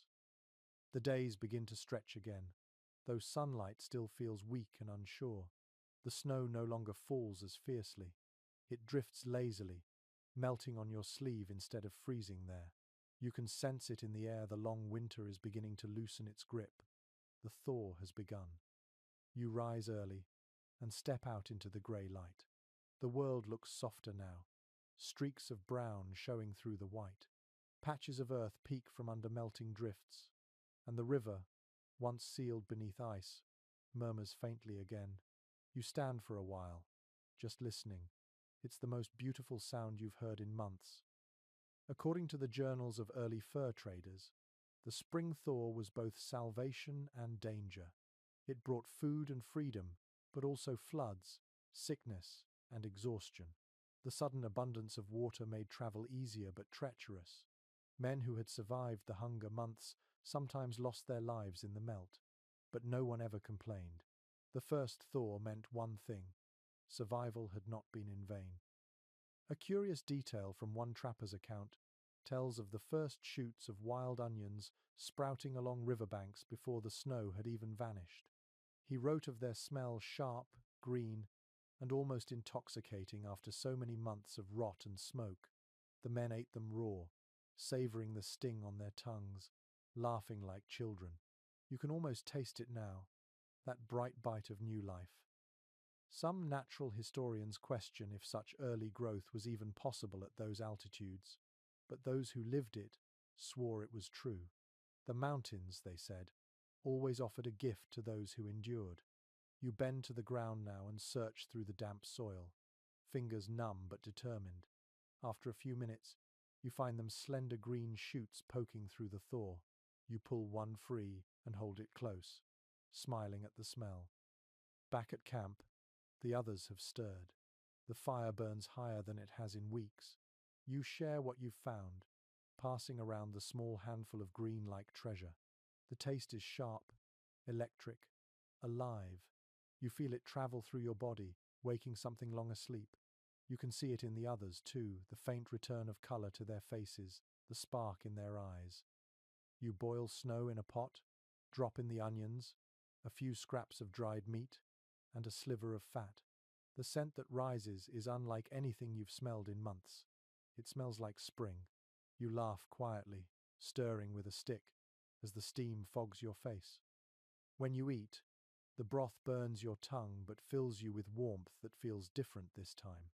It's not the desperate heat of survival, but the soft, spreading comfort of hope. The air outside hums with dripping water.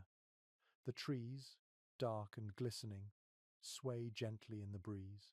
Somewhere in the distance, you hear the faint cry of a bird, its song awkward and beautiful, as if it too is learning how to live again.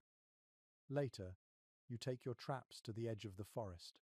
The snow gives under your boots, water pooling in shallow prints. You set the loops carefully, knowing that soon the animals will return. The world is waking up. By evening, the camp feels different. The fire burns bright and cheerful, the smoke rising into clear air. The sky, for the first time in months, shows streaks of blue. You can smell the thaw everywhere in the damp soil, in the melting ice, in the faint musk of living things returning. The hunger still lives inside you, but it no longer rules you. It has softened into memory. You sit beside the fire, cup in hand, watching steam curl upward. The others talk quietly, voices easy now. Someone hums a tune you haven't heard since the last trading post, a melody that sounds like home. You close your eyes and listen. The snow around the camp glows orange in the firelight. Above, the stars shimmer like spilled salt across the sky. You breathe in the scent of pine and damp earth and feel the mountain shift, almost imperceptibly, from winter to spring. The thaw is not sudden, it is a slow forgiveness, a gentle reminder that even the hardest seasons end. You lean back, hands behind your head, and smile to yourself. The worst is behind you. The ice is breaking. The world is breathing again, and so are you. The air feels different now, warmer against your face and thick with scent. The snow still clings to shaded hollows, but the ground beneath your boots is soft and dark. The first true sunlight of spring stretches across the valley, turning the frozen river into a mirror. It feels like the world is exhaling after months of holding its breath. You stand at the edge of camp and stretch, your joints cracking, your lungs filling with air that no longer hurts to breathe. Hunger has dulled, replaced by an ache that feels almost pleasant. You've grown used to the feeling of being empty, but now, for the first time, you can imagine something else. Records from old rendezvous journals reveal that when the trappers gathered again after surviving a winter, their appetites shocked even the traders. Men who had lived for months on roots and broth devoured entire slabs of meat, biscuits, and beans in one sitting. They were called iron stomachs, half in admiration, half in disbelief. Those who returned from the mountains alive seemed indestructible, as if the cold had burned away anything weak. An old fur company clerk once wrote that he saw a man eat 12 pounds of buffalo meat in a single day after coming down from the high passes. Another claimed that some trappers drank melted bear grease straight from the pot, grinning through the grease on their chins.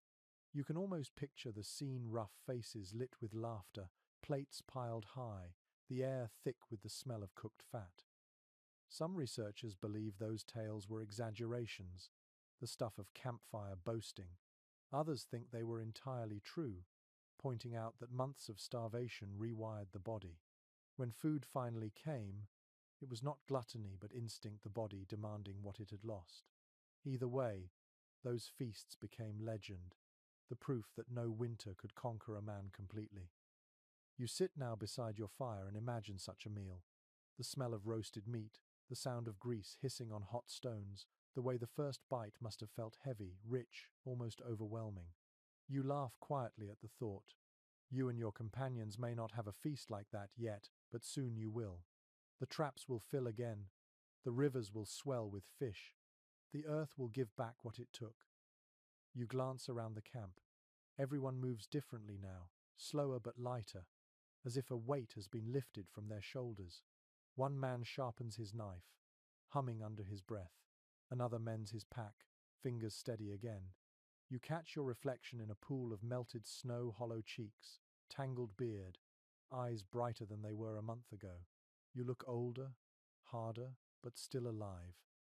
The sky glows gold as the sun sinks behind the ridge.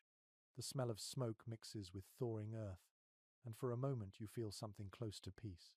You remember how you used to dream of bread, coffee, warmth, all the comforts of the world beyond these peaks. Now, those things feel distant, unnecessary. You have survived on almost nothing, and that knowledge fills you with quiet pride. One of the men jokes about writing his own recipe book one day. 1,000 ways to eat nothing, he says, and everyone laughs. The sound is rough but real. You realize that humor, like hunger, has been a companion all along, one that refuses to die, no matter the cold. Later, as the stars appear, you roast a small piece of meat over the coals. It is all you have, but it tastes like triumph. The fat drips into the fire, spitting and hissing, and the smell wraps around you like memory. The sound reminds you of all the nights you sat here wondering if you would ever eat again. You lean back, watching the sky, your belly warm. The world around you hums with faint life again, the crack of melting ice, the rustle of wind through bare branches, the faint cry of a distant bird. Every sound feels sacred. You whisper to yourself, half a prayer, half a promise. I endured. Tomorrow there will be more food, more warmth, more light. But tonight, this is enough. The mountain, for once, feels gentle. The stars shimmer above you like watchful eyes, and you close yours, full not of food, but of peace. The snow is almost gone now, the last patches clinging stubbornly to the north faces of the rocks. Water runs freely through the gullies, laughing over stones. You walk along a trail that has finally reappeared, the earth soft and black beneath your boots. The air smells of wet bark and thawing pine. Spring has truly arrived, and with it comes the quiet realization that you have lived through something few ever would. Each step feels lighter than the last. The land that once tried to starve you now offers signs of plenty. Birds flash through the trees, calling to one another. A squirrel scampers up a trunk, its fur sleek, its eyes bright. The world that was frozen and silent has awakened. You pause often just to listen to the sound of it. It feels strange, almost too loud after so many months of silence. Eyewitness diaries describe how the first weeks of spring brought not just relief but disbelief. Many trappers wrote that they did not know how to behave when food became easy again. They hoarded supplies even when there was no need, guarding jerky or dried berries as if the cold might return at any moment. Hunger had rewritten their instincts. One traveler's journal mentions a trapper who continued to eat snow with every meal long after the thaw, unable to stop the habit. Another tells of men who would save scraps of bread in their pockets, sleeping with them under their coats. The fear of emptiness lingered long after the stomach was full. You can understand that now. Even as you feel stronger, a part of you still waits for hunger to return. Experts continue to dispute whether the mountain men ever fully escaped that fear. Some argue that it shaped their entire way of life, that even in summer, surrounded by abundance, they prepared for winter as if it could strike at any hour. Others believe that the hardship became a kind of pride, a story they carried like a scar. You can see truth in both ideas. The memory of hunger never leaves completely, it just grows quieter. You stop by the river and kneel to fill your canteen. The water is cold and clear, tasting of stone and melt. The sunlight glints across its surface, scattering gold in every direction. You think of the months when this river was silent under ice, when you dreamed of its sound. Now, it sings again, and you find yourself smiling without meaning to. Back at camp, the others are busy with small repairs. The tents have been mended, the gear repacked.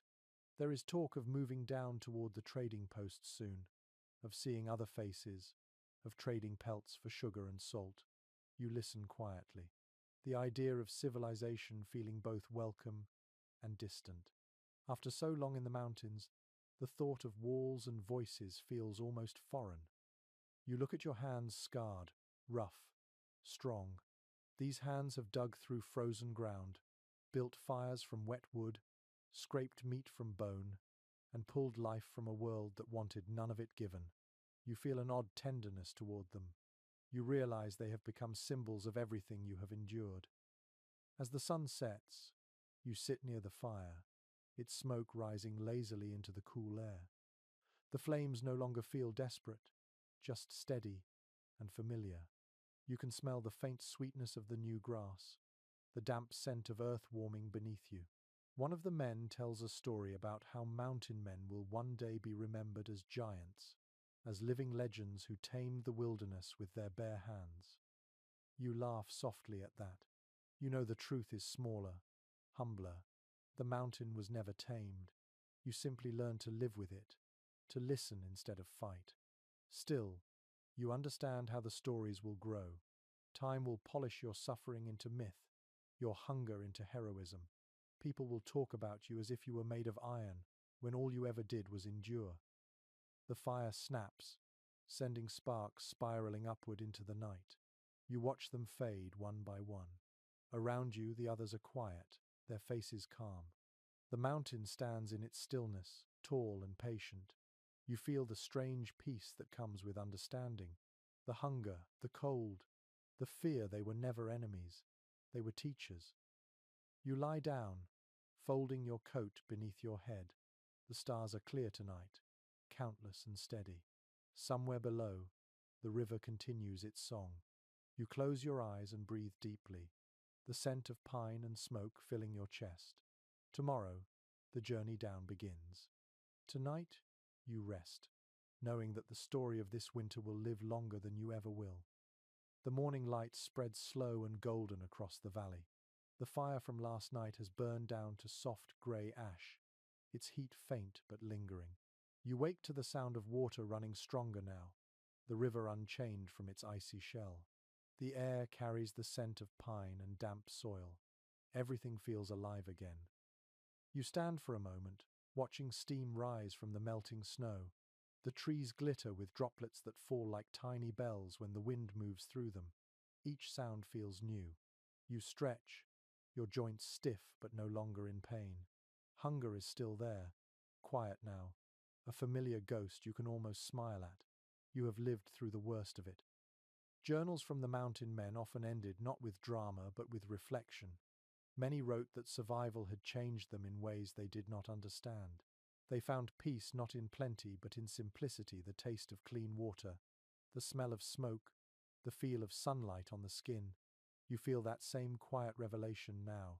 Life, reduced to its barest shape, has become more vivid than ever. A peculiar story passed down among old trappers tells of one man who, after his final winter in the high country, refused to return to towns. He said the noise of people drowned out the sound of his own thoughts. Instead, he stayed in the hills, living on roots and fish, speaking only to the wind. Perhaps he could no longer bear the comfort he had once longed for. Perhaps he found freedom in the wild silence. You can almost understand him. Opinions differ among writers about what truly drove men like that. Some call it solitude turned to madness. Others say it was wisdom, the understanding that comfort dulls what survival sharpens. You do not know which is right, but as you watch the mist rise over the valley, you suspect truth lives somewhere between. You pack your gear slowly, folding the blankets, tying the straps of your pack.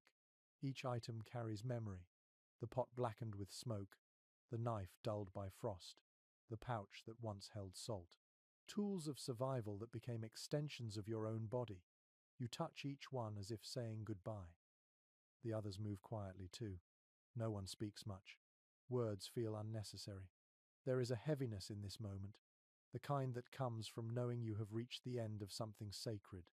The mountain has given back what it took: your strength, your will, your hunger, but in a different form. You will carry it long after you leave this place. You take one last look around the camp. The melted snow glistens in the morning sun. Smoke from the dying fire rises thin and white into the sky.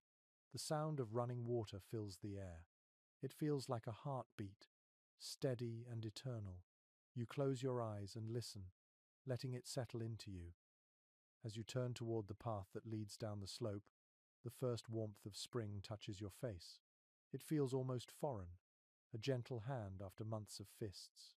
You smile without meaning to. The world stretches wide before you, no longer a cage, but an invitation. You take your first step. The ground is soft beneath your boots, the smell of earth rich and sweet. Each stride feels like leaving behind a ghost, yet part of you stays here forever, in the smoke, in the river, in the silence that once held you.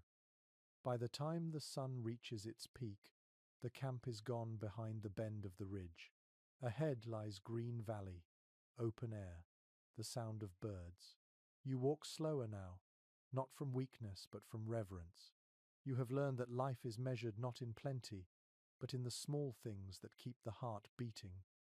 A spark of fire, a swallow of broth, the will to rise again when the cold says no. You stop at the edge of the trail and look back one last time. The mountain stands quiet and proud, watching you. You whisper your thanks, not expecting an answer, and then continue down into the light. The story does not end with triumph. It ends with stillness, with breath, with gratitude. The wilderness has taken you apart and given you back to yourself. The wind moves gently through the trees as if carrying your name. You keep walking, step after step, until the snow becomes grass and the silence becomes birdsong. Now, slow your breathing. Feel the world quiet again. Picture yourself standing at the edge of that valley as the sun lowers, the mountain glowing behind you. The air is soft, no longer biting. Each breath feels easy, warm. The long months of cold are far away now, dissolving into memory. You hear the steady rush of the river below, carrying meltwater down through the valleys, feeding the forests, the grass, the life returning everywhere. That sound is constant, calm, eternal. You imagine dipping your hand into it, feeling the coolness slip across your skin. You let the water carry away the heaviness, the hunger, the fear. Only warmth remains. The fire in your camp burns low, casting the faint scent of wood and earth. You sit beside it, listening to the crackle and sigh, the rhythm that has followed you through every season. Above, the first stars begin to appear, shimmering gently in the dusk. The wind is soft now, touching your face like a kind hand. You think of everything you have seen: the frozen rivers, the quiet nights, the small victories that became salvation. You realize that survival is not loud or violent. It is slow, patient, like snow melting drop by drop. It is the strength to stay still, to wait for spring. As the night deepens, your eyelids grow heavy.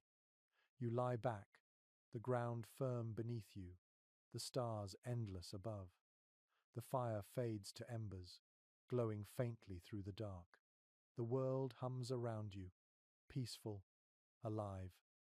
You have survived the mountain, and it has accepted you. Now let the wind cool your thoughts. Let the night hold you gently, and drift into sleep. Sweet dreams.